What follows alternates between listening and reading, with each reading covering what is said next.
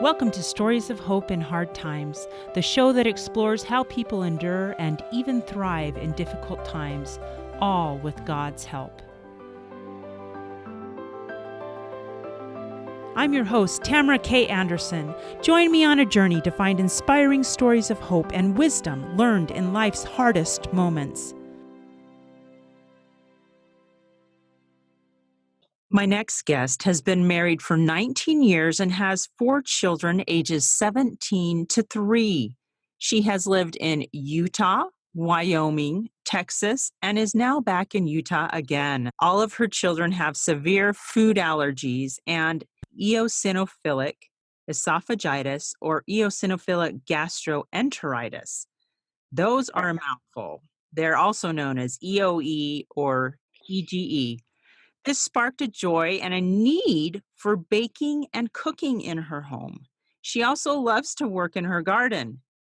An interesting fact about her is that she and her family were on the show Random Acts and had a bake-off with the Random Acts crew, which I must say they won.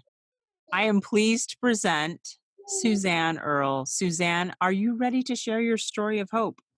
Yes, I am. Thank you for talking with me today. On a personal note, Suzanne and I met when our families lived in Texas.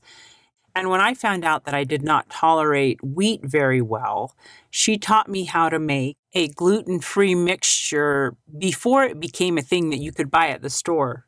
So she is like the baking queen. She knows the science of baking. She's had to learn this because of her children. And she is just amazing. So I consider her a wonderful and great friend. We're excited to have you today, Suzanne. And I just have to ask, how in the world did your family get on TV? Tell me that story really quick. That was really fun. It was such a special experience. So, my older daughter, Christine, got onto a website and she nominated her little sister, Brooklyn, to be a Random Acts recipient because she knew that we love baking shows. I read lots of cookbooks and I watch baking shows like I'm taking a college class. I pay attention to all the science and every little thing that they do, and I learn new ways to do things. So, and we like to quote, especially the British Baking Contest or the British Baking Show. We quote that all the time. So, but we always knew that something like that Brooklyn could never do because she's just allergic to too many of the ingredients. So they called and they said that they would like to do it with Brooklyn, but I had to get involved with it so that they could make sure all the ingredients were safe. And I provided most of the ingredients from home, and they went and bought some of the ingredients that we felt like they could buy. And they did it in their studio, and they built a kitchen inside their studio so that we would have a safe place to bake. Wow. That's and amazing. All the ingredients were safe for her to use. So it was really an amazing experience. It was really fun. That's so fun. That's so awesome that you guys it were really able to was do that. really very fun. We'll for sure have to put a link in the show notes to this episode of Random Acts so that people, if they want to see that episode Yeah, with go watch the it. family, would, yeah, that would be really fun. That would be really cool.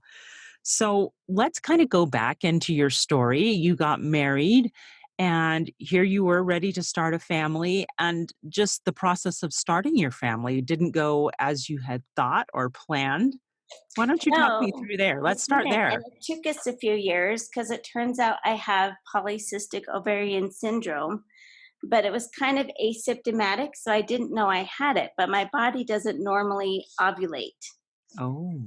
So I had to take a lot of medications to get my body to do that. So it took a few years to figure that out. And so with each of my kids, each of my girls, my first 2 girls, we did that. And it's always kind of hard because when you're working with your doctors and you're thinking we want to have a baby, it takes a lot of appointments to do that, and medications and watching your levels and things. And then we did get our 2 girls that way. And then my son was a complete surprise.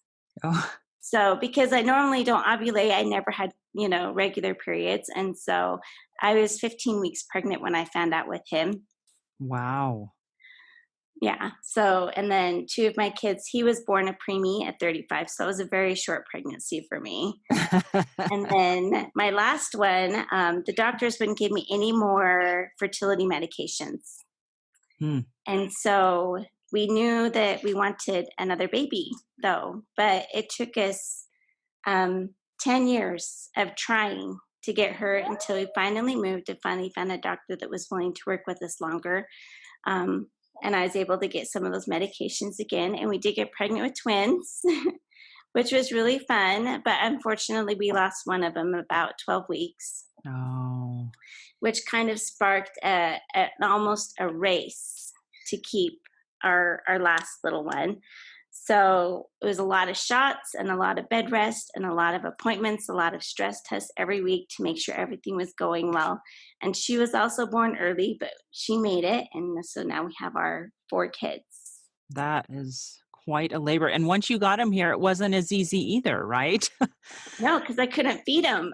Oh my goodness. So this whole process it just blows my mind because most babies, you nurse them and they're fine and you start them on rice cereal and everything is great. Mhm. So why don't you tell me how that looked for your family?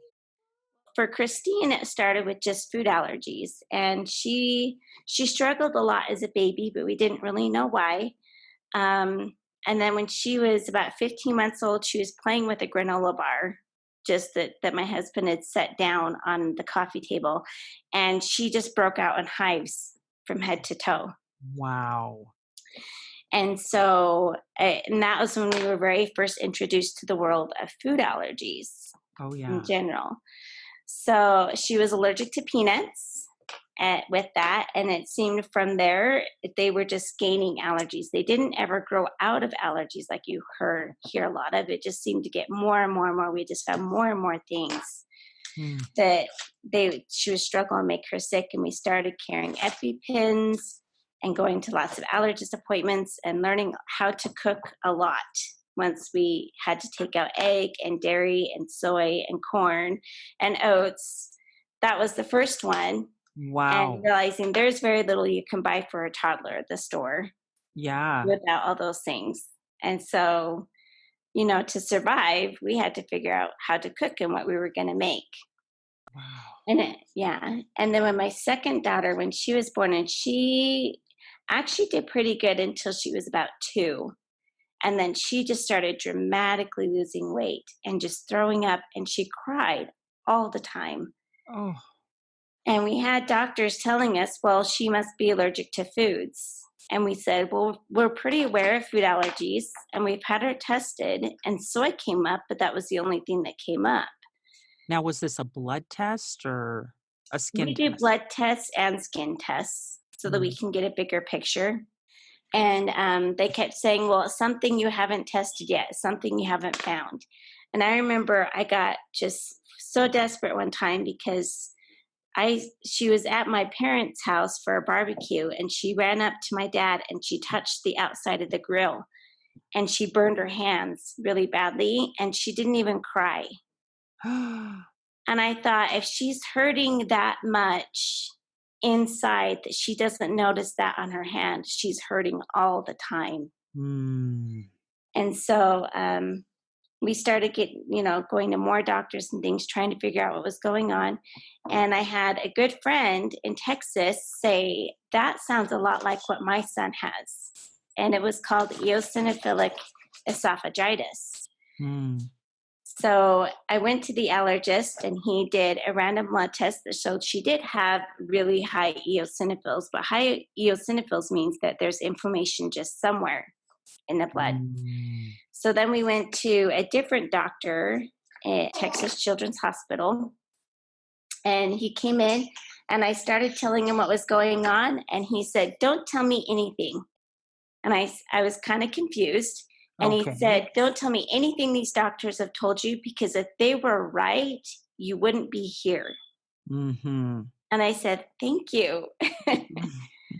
So that was one of her first endoscopies, was that. And they did find the eosinophilic esophagitis, which is eosinophils in the esophagus. and then the eosinophilic gastroenteritis, which is in her stomach. So it's basically inflammation of the esophagus and the stomach. The esophagus and stomach, yes. And it's caused by the food you're eating.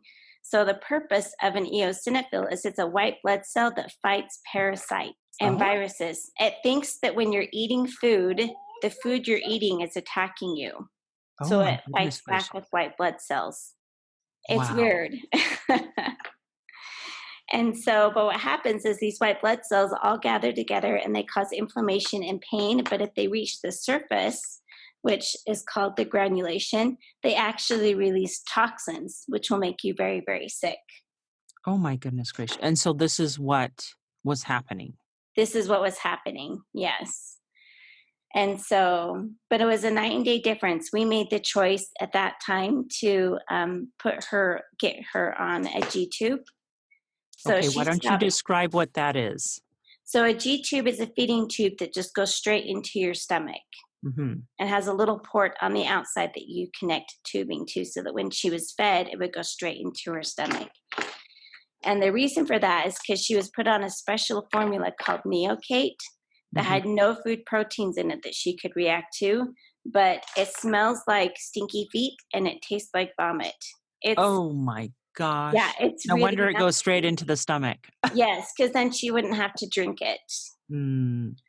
So, but it was a night and day difference. We took food out of her diet and she stopped eating regular food and she became the happiest, sweetest little girl Wow. that I hadn't seen before in her. Wow. How old was she at this point, Suzanne? She was 4. 4. My Hmm. goodness.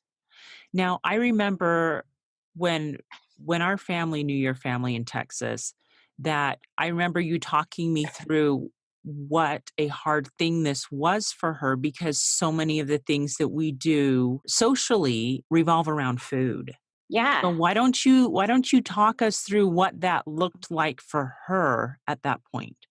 Well, it's hard because she was in kindergarten by the time she got her feeding tube. She was diagnosed at 4. And I remember her when she was put in kindergarten, there's so many class parties and teachers hand out treats all the time. Where when we were just our family at home, we just made it normal life. Mhm. That this is Brooklyn's food and that's how Brooklyn eats. Mhm. And during that time, from when she was diagnosed to getting her feeding tube is when my other daughter was diagnosed as well with her food allergies. And then Brooklyn started gaining food allergies as well. So she has both food allergies and the EOE and EGE. So, but with my kids being little, we just made it a normal thing at our house that Right. this person's food and this is Brooklyn's food and this is mom and dad's food and we never share and that's okay because everybody eats a little different. Mhm. But when she went to kindergarten, that's when things really started changing because everyone was in the lunchroom eating all the same foods and there were class parties and she couldn't participate in the snacks and parents brought in treats for birthdays and she couldn't eat any of them. And that's when I think it first became hard for her and we had to start kind of hitting more that everybody has trials and things that they have to go through. So just because her friends were eating foods didn't necessarily mean that they weren't dealing with something on their own. Mm, And that's so a pretty tough concept for a kid in kindergarten to figure it out. is, yeah. But whether good or bad, we actually know a lot of people with lots of other disabilities. I have a niece with cystic fibrosis. Mhm. We've had, friends that have had cancer and things. So we would point that out. We'd say, look at Alyssa. She has cystic fibrosis, but she doesn't have food allergies. Mm, Or look at TJ. He's missing a foot, but he doesn't have food allergies, but you have 2 feet. And so pointing out the difference in people and things that she could see helped her become very empathetic towards other people and the things that they were going through. mm. What's cool about you learning how to teach this concept to your children is that you've now incorporated this into a book. In fact, Suzanne's book, The Climb, will be released towards the end of 2020.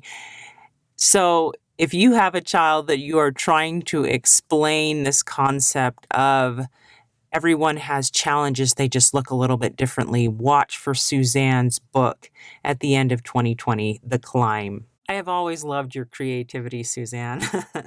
And I remember you got very creative. In fact, I remember you telling me about a birthday party you had for her and you made like a paper cake. Yes, we made, but it was like the slices were like little boxes, and it all together formed a cake. And inside, we just put little non-food treats and prizes. So you really had to get creative and think outside the box, not only for stuff like birthday parties, also for cooking. You had to figure out ways to bake for a family that where everybody had allergies. Yeah, sorry, you should know that all these cute little noises in the background is my cute little 3-year-old. Brooklyn has food allergies and the EOE and EGE, and my older daughter Christine has the food allergies and EOE. And then my son, he actually is allergic to, it sounds weird, but it's ibuprofen, but it's salicylates. Oh, So ibuprofen and aspirin is made from salicylic acid. yes. It's the man-made version of what naturally occurs in food that is anti-inflammatory in your food. So it's actually a lot of your most healthy foods, unfortunately, are full Oh, of salicylates, and they will make him very sick. And if he gets enough of them, he'll have an allergic reaction to that. So wow. he has a whole different set of foods. And then my youngest, even though she's only 3, she's already off of wheat and dairy and potatoes and carrots and apples. And we don't know 100% why yet.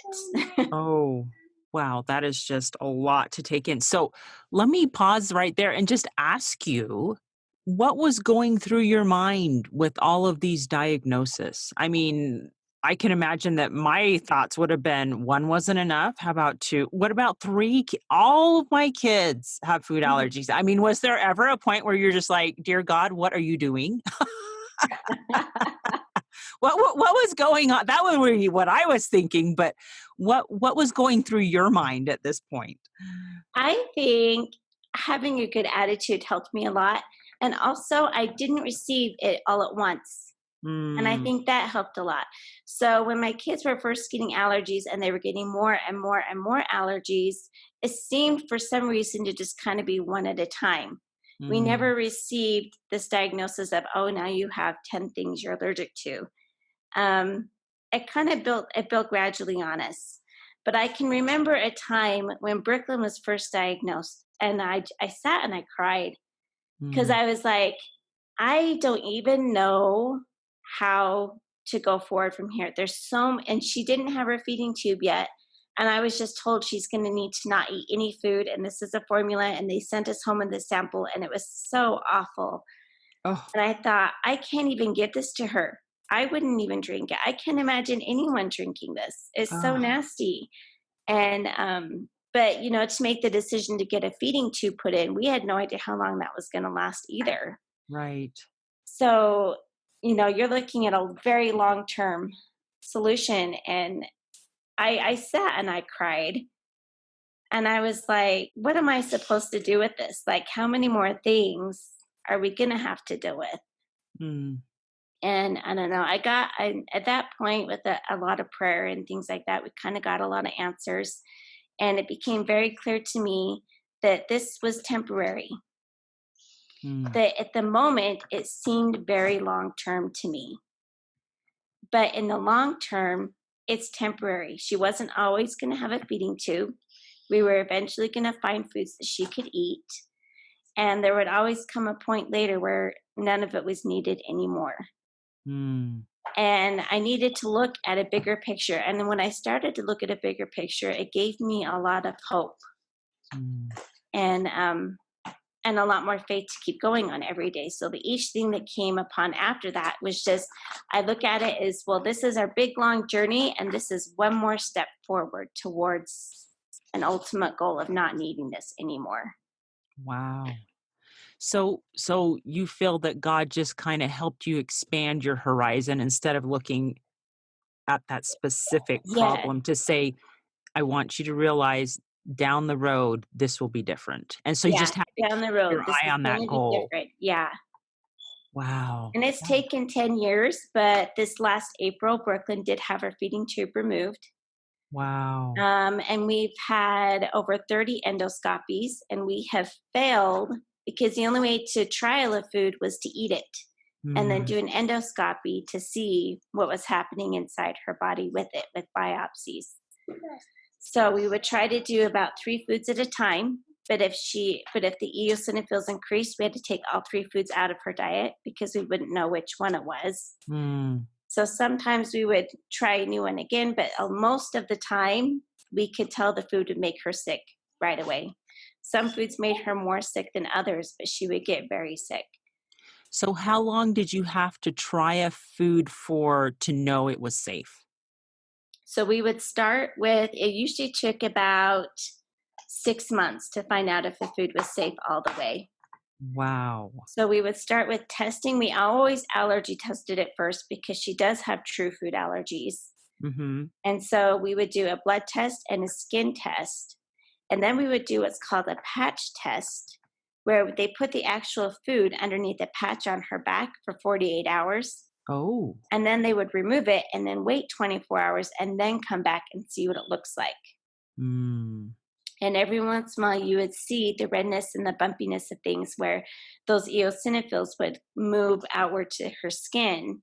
And you could see there if she was reacting to it or not.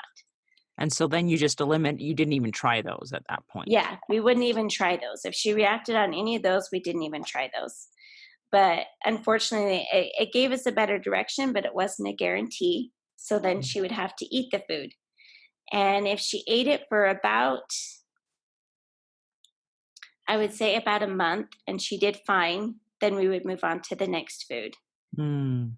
And you would start. And so we would try to do that. And it usually would take us about 6 months because some foods would make her sick. And if they'd make her sick, it usually took her about a month to recover enough that we felt like she wasn't having any more reaction in her body from that food.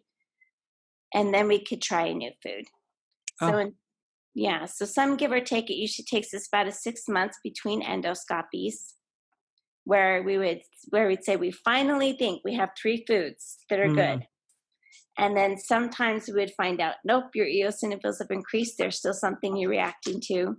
And sometimes it would be great, and we would add those foods to this is a safe food list. Wow. So how many foods can Brooklyn eat now safely?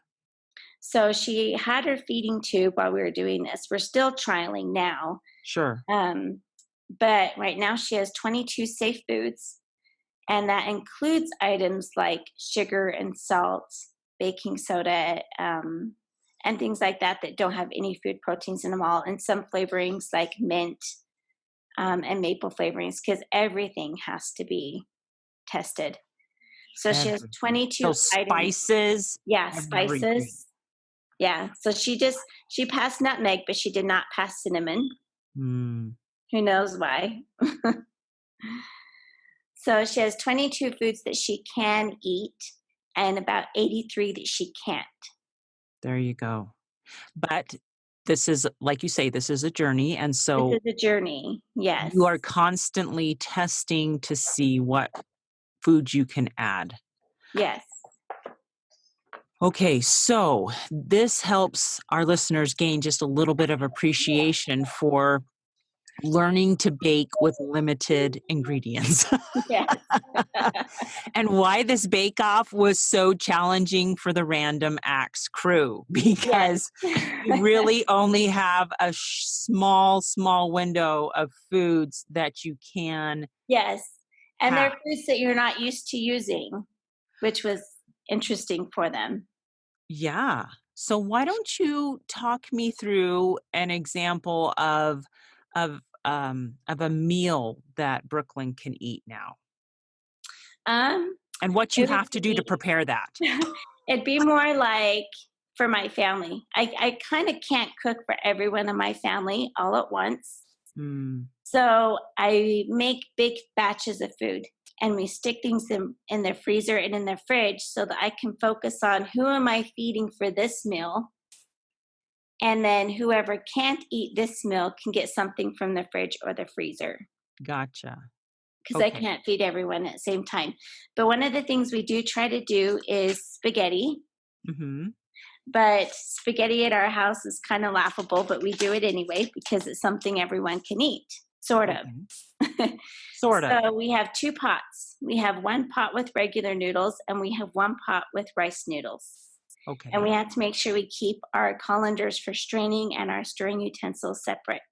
Mm. So Brooklyn can have the rice noodles, and my youngest daughter has the rice noodles, and everyone else can have regular. And we all could have rice noodles, but it's more expensive to do so. Yes, it is. They're expensive. So we try to keep those to just the two that need them. And then we make just a pan of hamburger Mhm. separate so that everyone can have hamburger, but it can't be mixed into things.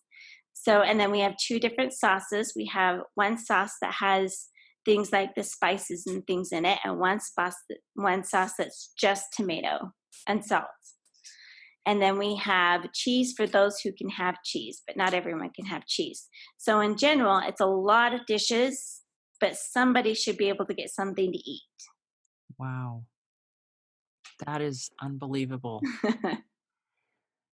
That blows my mind. Seriously, you have the patience of Job. Yeah, I know you've had to gain the patience of Job. Let me put it that way, because I'm sure at the beginning you're like, "What the heck?" yeah. Lessons learned from all of this craziness. You've mentioned that everyone has trials, and that's Mhm. something that you started teaching Brooklyn when she was 5 and had to have the feeding tube. Everyone has trials. They Yes. don't look the same. Not all of them are visual trials, right? Yes. What are some of the other lessons? So one thing that we really learned is that not only do our trials make us human, but they make us normal. And so my kids have learned that even with a feeding tube or with different food things, that doesn't make them different than anybody else. Hmm. And Brooklyn was in PE one time, and they were changing clothes, and a girl looked at her and she says, "What is that?" Pointing Mhm. to her feeding tube. Mhm. And instead of getting embarrassed, Brooklyn lifted up her pants and said, "These are pants." Because it didn't even occur to her that there was something different that would be looked at, that would be Right. thought strange. And so she was trying to figure out, why does this girl interested in my pants, you know? Mm. And I was so proud of her for that, that Mhm. she didn't see anything different between herself and the girls next to her, Mhm. and changing and things, that it was just, she just knew that that's the way she was, and other people were different, and that's okay. That's what makes us all unique and special. That is awesome. I remember when we were in Texas together, you taught me a lesson that I actually included in my book, Normal for Me, about lemons and lemonade. Do you mind sharing that lesson? Oh, that's a simple lesson we hear a lot, but we it was teaching my kids that, you hear a lot that if life gives you lemons, make lemonade. Mhm. um, so we would look around at people to say, well, you can't make lemonade without sugar. So look around you and see what's the sugar. Do you have a helper in your life? Do you have a good friend? Do you have a parent? Do you have a, a teacher at school? And those are the sugar that helps us turn lemons into lemonade.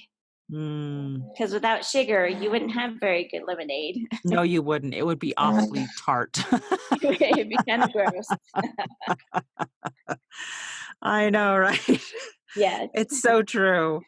But but it helps us to look for those little gifts that God sends us through other people or through just Hmm. little miracles. Um, we just need to look for them sometimes, and we'll Yeah. find them, right? Exactly. A lot of ours have just been reaching out to other people and being able to help other people when they first get a diagnosis of an EOE or food allergies. Or sometimes we've had people contact us who are thinking of getting a feeding tube and want to know what it's like. Mm. And I remember when Brooklyn did start kindergarten, we were extremely blessed because it's such a rare disease in the first place. But actually, her kindergarten teacher, her daughter had the same thing Brooklyn did and had a feeding tube. Really? What are Yes. the odds? Seriously. What are the odds? That truly was just a blessing, straight up. There was no other way because I was so nervous to send her to school Oh, yeah. and have to deal with all this.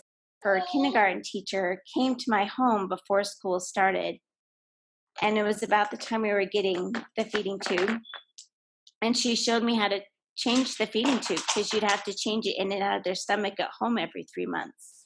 Wow. And she showed us how to do it, and she showed us how to use the pump, and she talked about what they would do in class and how they would make Brooklyn comfortable. And that made such a big difference in sending her to school. And that was one of my first big lessons about looking for sugar, is looking for those blessings Mhm. around you. That what a coincidence that was. And I don't even believe it was a coincidence. I think that was divine design Yeah. to have an experience like that. Yeah. So that almost feeds into your next lesson. You listed that we are not alone in our hard times. Hmm. Tell me tell me how you learned that besides this beautiful lesson that you just taught about the feeding tube and the teacher.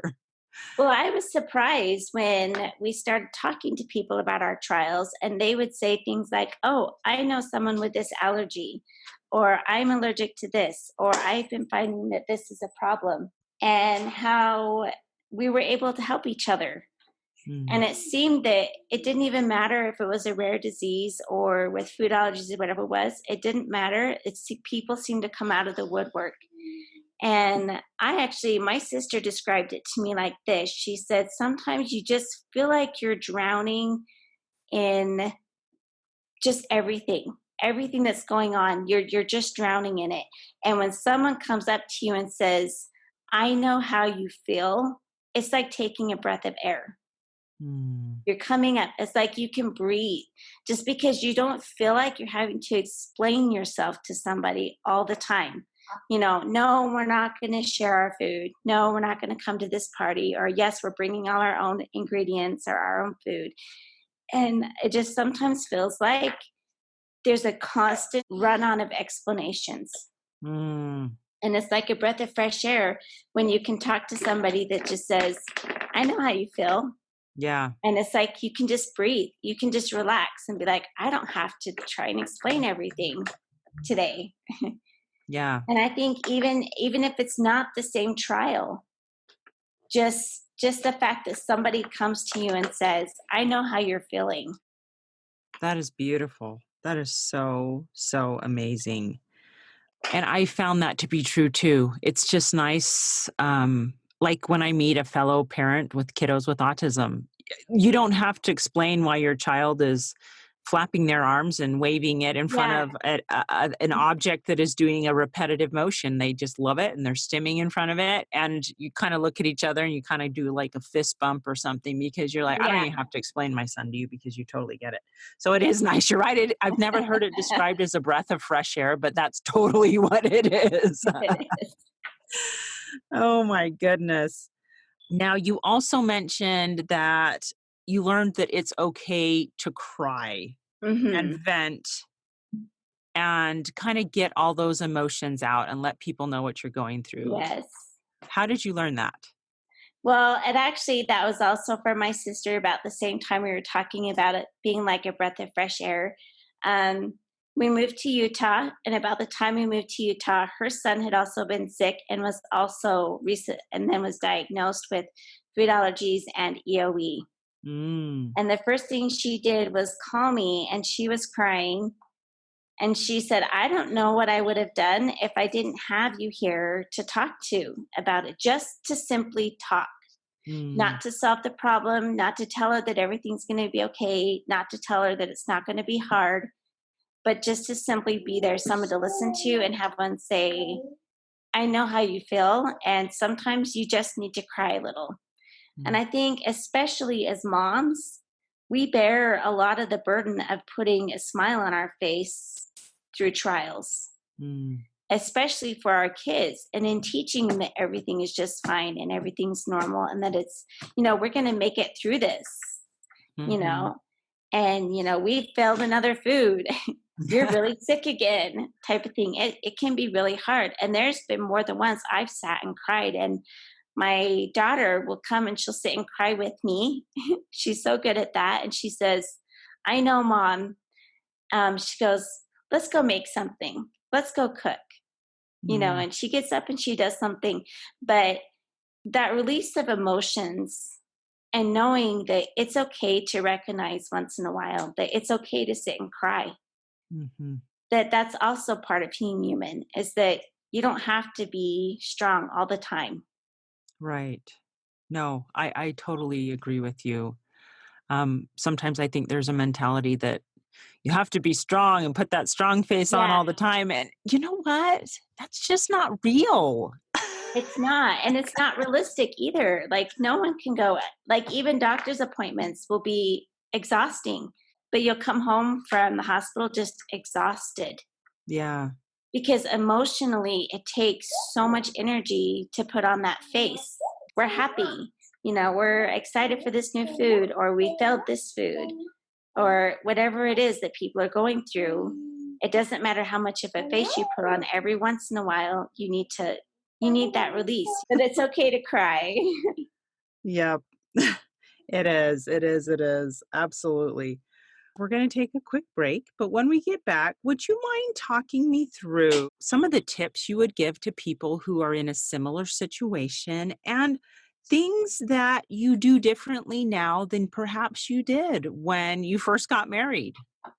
Yes. Awesome. How many of you out there feel like your life is chaotic, crazy, and completely awful compared to the norm? What if I were to tell you that you are normal for you? I am so excited to announce that my book, Normal for Me by Tamara K. Anderson, is now available for purchase on Amazon.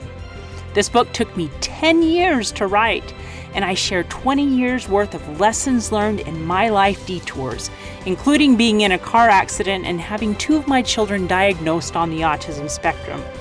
In this book, I share the secrets of how I made it from despair to peace with God's help. I also include a bonus diagnosis survival guide at the very end of my Normal for Me book. The Diagnosis Survival Guide includes 12 tips to survive and thrive in tough times. Wouldn't you like to know what those are? So what are you waiting for? Grab your copy of Normal for Me today on Amazon. And we're back. I'm talking to Suzanne Earl about having children with food allergies and EOE and EGE. And over the break, we were talking about how she likes to read everything when she's cooking, and we got to talking about resources. So I thought we'd jump back in first and talk about some of these resources that she has found really helpful as she has learned the science of cooking. Do you have like specific resources or YouTube channels that you've watched a lot that you found to be very helpful that you could recommend and stuff like that? I look up everything, You look up right? everything. Everything. Like, I get all the cookbooks. Like, we recently did the Marie Kondo, where you're trying to get rid of a lot of stuff in your house that you just don't need. And I couldn't get rid of any of my cookbooks. And I had like this whole like bookshelf to them. And my husband's like, but you never look through them. And I said, oh no, you don't see me look through them. I look through them when you're at work. But for example, I remember when I was trying to come up with a potato salad recipe, and I just could not find any ideas until finally I saw one that was like a German potato salad that used a vinaigrette instead of a mayonnaise. Oh, And then it gets the juices flowing. You're like, oh, what if we did something like this instead? And they couldn't use all the rest ingredients in that recipe, but it helps you think a lot about why that was working. And right. I get a lot of ideas and a lot of cooking shows. The Alton Brown, The Good Eats, is one of my favorite ones, just because he goes into a lot of the science of why things work. And if you understand why the recipe is working the way that it is, it helps you recreate it in a different way. What was his name again? The Alton Brown. It's Alton an old Brown. show called Good Eats. Very good. Another one, there's a good book called but it's like the best of home, or the best taste of home, or something like that. And that was a really good book, because every recipe that they do, they explain why they're doing it and all their fails in trying to come up with the perfect recipe. Wow. And so that gives you ideas and thoughts and stuff like Yes. that. Yeah. Yeah. Okay. That's really cool. And we watch just lots of YouTube videos. I watch everything I can. So So YouTube is a great resource. YouTube is a great resource, because there's lots of people much better than me at doing things, and especially at posting videos. That Mm. I love that. I've actually tried posting a couple videos, and I have not been very good at it so far. That is okay, right? Yeah. Different people have different strengths.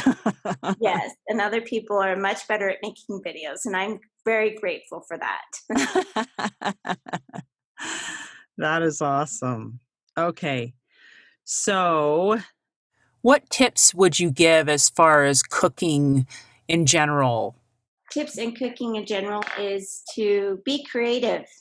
Um, for example, when my daughter only had rice as an ingredient that she could have, we used rice flour, rice vinegar, rice syrup, and we expanded with different types of rice. We tried brown rice and short grain rice and long grain rice and arborio rice and basmati rice. And to do that, even though she was just eating rice, she felt like it was fun and it was creative. She Mm, could try lots of different things. that is, I never would have expanded just rice to all those things. So that is amazing. So you have to think a little bit outside the box there too. Yeah, like we were able to make her pancakes, and we made it with rice flour and sugar, and then baking soda, which doesn't have any food proteins in it, and rice vinegar. And it was very simple, and it probably didn't taste all, like what you would expect a big, thick, fluffy pancake to taste like. But the only protein in it was rice. Right. Right. Oh my goodness. That is awesome. Holy cow. So let me ask you this. How has your family changed, and what do you do differently because of these challenges that you have with all the food allergies? Well, one thing we definitely do is we don't eat out very much.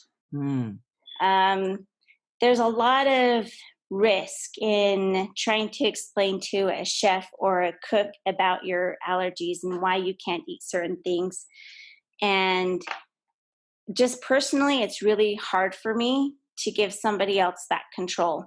mm, And that's been harder as they've gotten older, because they want to be more self sufficient. They want to go do things with their friends. sure. My 17-year-old once, she wanted to go on, she went to homecoming. And the first thought through my head was, okay, you've got a homecoming dress. Where are you going to put your EpiPens?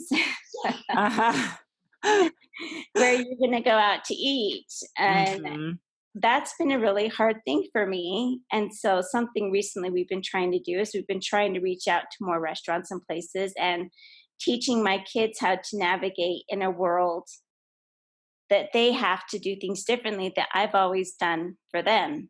Mm. So teaching them to be independent with some of this food Yes, to be allergy more and independent EOE with some of these stuff. things. And that's been really hard for me, Yeah. because I'm doing it myself for so long. But people say things to me all the time, like, well, what are you going to do when they go to college? And I look at them and I say, I don't know. What should I do when they go to college? That's a good question. Mm. What did they can do in high school? And I say, I don't know. Do you have ideas? Mhm. So that's been a big thing, is I've had to reach out to other people a lot more lately, and I've had to let my kids be their own self advocates lately. So that's something we've definitely tried at school this year. Is I didn't do training with the teachers this year. My girls did their own training, Mm. and that was hard for me. But it's very good for them to learn to navigate with themselves in a way that they're still living at home and I can come in and I can help where needed. Right. But they're still learning to do things on their own. Right. Wow. That's amazing. That really, really is. Yeah. And I think when you contact me and I thought about it, one thing we also do is we don't get invited places very often or to Mm, friends' house or to go eat or even birthday parties. Um, my friend, my girls never really got invited to very many birthday parties or, play dates, sleepovers, things like that. They just, because it was always scary for a parent to invite them, or they're wondering what you're going to eat, or if you're going somewhere, we're bringing all our own food. And so we would invite people to our home often, mm, come have dinner with us or come to our birthday party because we wanted people to know that we understand that it can be scary to invite us places and we may not even feel comfortable everywhere, but that doesn't mean we can't be friends mhm. and we can still do things. We just maybe have to adjust it a little bit or Right. maybe do an activity that doesn't involve food, which is hard because nearly everything involves food. Yeah. So that's something we try to do. Brooklyn likes to invite her friends over to cook at our house often, Mhm. which Because you know where the ingredients are coming from and it's safe. yes, and that they're safe. Yes. So she can still have fun and do things with their friends. It's just in a little safer environment. Right. That's admirable and so amazing that you guys are able to do that. It really, really is. Now, you mentioned also that some of your resources or things when you're feeling down is you listen to heart songs. Yes. Why don't you explain to me what those are? Well, I can remember one time my oldest daughter had a really, really bad allergic reaction, and we had to take her to the emergency room. And they were putting her on all these machines, and they were giving her EpiPen shots, and it was really very scary. And I couldn't be in the room with her because I was Mm. 8 months pregnant. And they had Oh, all these machines, and they were going to try and X-rays of her lungs and things. And I just remember how heartbreaking that was to watch outside the room. And I just yeah. felt just kind of lost. And then later we were listening to, it was a song that was the breath of heaven, Mm, and it just spoke to me because I was like, that's what I feel like. mm, That's something that I can understand because that song, in a way that I think music has a way to speak directly to your spirit mm, that words can't. mhm. And there's a difference between somebody telling you everything's going to be okay and actually feeling that deep in your heart with the music. And so every once in a while, it doesn't happen very often, but every once in a while, there's a song that, that just pops up that, you're like, yep, I know exactly what that feels like. So do And you have, like, a playlist that has your heart songs on it for those days when things are just awful? I actually do. And it's on my iPad, which the whole screen is cracked right now, so I can't pull it up. And to get that fixed because I'm actually not very good at remembering the names of the songs and the authors and things. My brain is like, I tell my kids, my brain's a big bucket of rocks, and there's water in the rocks. And if you put in new rocks, water falls out. I'm like, so I'm like, I have big things I have to remember, and all the rest of it just washes away. So if you want me to remember something new, something else has to wash away. So I So tell you what, why don't you send me a list of your heart songs that yes, you I will love, do that. and we will put it in the show notes so that people can find that and listen to those as well if they are having a hard day. Yes, exactly. Because they are good songs, and they speak. At least they speak to me, and that's Yeah, why I call them heart songs, is because they're the songs that touched my heart. yeah, absolutely. Yeah. So, what resources would you recommend to somebody who is just coming into a food allergy or an EOE or an EGE diagnosis? What would you say to them? I would say hop on the internet and look up Facebook groups. Facebook groups connect you to people everywhere. And that's kind of like where the term coming out of the woods or whatever, like they come out of everywhere. All of a sudden you're like, oh, there's hundreds of people that know about this and are dealing with this every day. And some are newly diagnosed like me, and some have been dealing with this for a long time. But not only do these people know how you're feeling, but they have lots and lots of ideas and resources for you about which doctors they see, or what kind of formulas they've tried, or how they've tried this ingredient. And especially for food allergies, it's been really good to find things that every once in a while there's a food that's not labeled correctly. And that'll be the first place we see it. That they'll say, I went to eat at this restaurant, or I ate this food and my son had a reaction, or my daughter had a reaction. And it puts everyone else on warning to know not to try that food until things are cleared up. Right. That's awesome. So your first go-to is finding those groups, whether Yes, on find other moms. Facebook or other Yes. groups where there are people that have been there and done that. A, it helps you not feel so alone, Mm-hmm. but B, they're a fantastic resource of knowledge. Yes. Gosh, it's like you're tapping into thousands of brains at the same time, right? And especially with the EOE, because it's treated in a lot of different ways. Mm, For Brooklyn, she needed a G tube, and we needed to take all food out of her diet. right. For my daughter Christine, we were very luckily able to identify about 6 foods that she can't eat, that she's not allergic to, but will make her sick. Mm, And with that, hers has been quite controlled. I have one nephew with him that has it. He takes a swallowed steroid, and then still avoids some foods, but that way he's been able to avoid getting a feeding tube. So I think there's a lot of different ways. And if you just go to a doctor who's not very knowledgeable and just tells you one way, if you're not very comfortable with that, it's good to talk to other moms that say, well, have you tried this? mm-hmm. Or this was our experience. This is what we needed. And I think because not every doctor is going to be super knowledgeable about it. Right. Right. And I'm sure the specialists are probably few and far between. Yes, they are. Oh my goodness. This is awesome. So, Suzanne, you have just been amazing to talk to. If there are people who have just really resounded with this and want to reach out to you, where can they find you? So I do have a couple pages on Facebook that they're besides my name on Facebook, but they could always look up. I do a Utah Kids Food Allergy cooking class, which again, I have videos for it, but I'm not very good at it. So I haven't That's posted okay. it in a while. But you're always welcome to get on there and ask questions and gather ideas. And that kind of grew from teaching kids how to cook, because they are going to need to cook for themselves. Yes. Anyway, that's a great place to ask questions if they look it up, or if they want to connect. It's a good one. Awesome. So your page is Utah Kids Food Allergy Cooking Class. Yeah. Then you have one other page, right? The other one is just called The Bread Lady.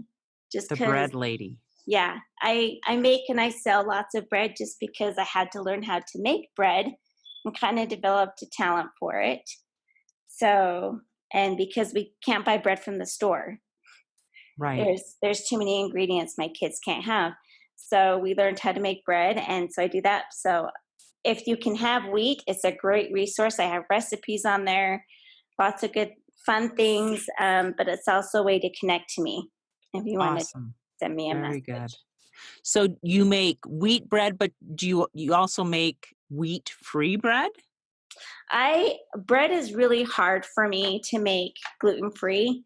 I make wheat bread just as bread, but I have found that I just can't replace that texture at home for bread.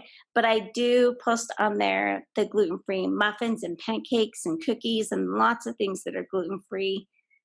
I always have to clean my kitchen completely in between the days that I cook with wheat and the days I cook with milk. Like I said, I have some that can have some ingredients and some that can't have others. So right. It depends on which day I'm cooking. That is awesome. Wow. Well, thank you so much, Suzanne. Are there any last tips or thoughts or ideas you'd like to share before we sign off? I would say the biggest one I have is don't forget to pray. Mm, Every day when you get up and every night when you go to sleep, ask for help. Ask for that hope that you need to have it with the hope through the hard times, and ask for inspiration. A lot of the ideas I have for food and ingredients come while I'm asleep, because that's the only time I think God can communicate with me best is when I'm not too busy. mm, And I think saying those prayers before I go to sleep and in the morning asking for inspiration has made a lot of difference in my life. yeah, I bet it has. How have you found that he helps and comforts you besides giving you inspiration? I think, like we kind of talked before, the knowledge that the things that we're dealing with in this life are temporary. And that, Tamara, was something that especially you taught me when we Mm, lived in Texas. It's always helped me. And I remember you quoting one time that somebody said, God won't give us anything we can't handle. And you looked at that person and you said, that's absolutely incorrect. And you said, God's not going to give us anything we can't handle without his help.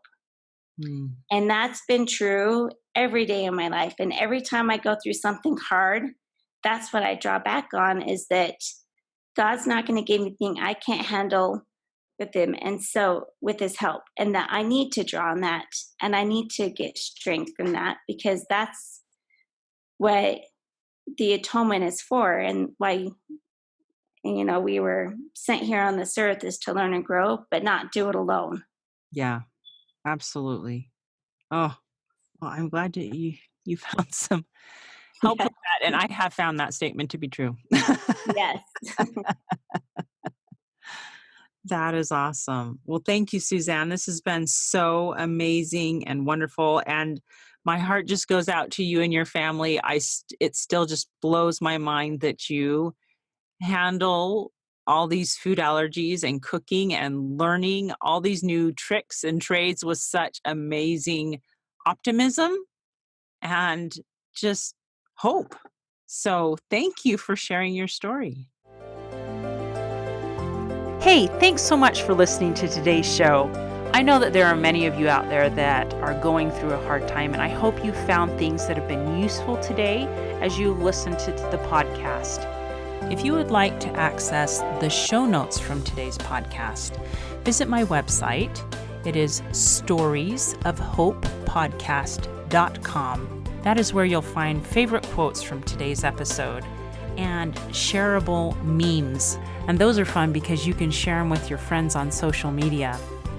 You will also find the links mentioned throughout today's episode, so you don't have to remember what those were. And also all the tips that were shared. Sometimes tips are shared so much throughout an episode you forget what were those great things. So go to the show notes, storiesofhopepodcast.com, to look up these fantastic resources. If someone kept coming to mind during today's episode, perhaps that means that you should share this with them. Maybe there was a story shared or a tip that they really, really need to hear. So go ahead and share this episode with them. May God bless you, especially if you are struggling, with hope to carry on and with the strength to keep going when things get tough. Remember to walk with Christ, and He will help bear that burden. Above all else, remember, God loves you.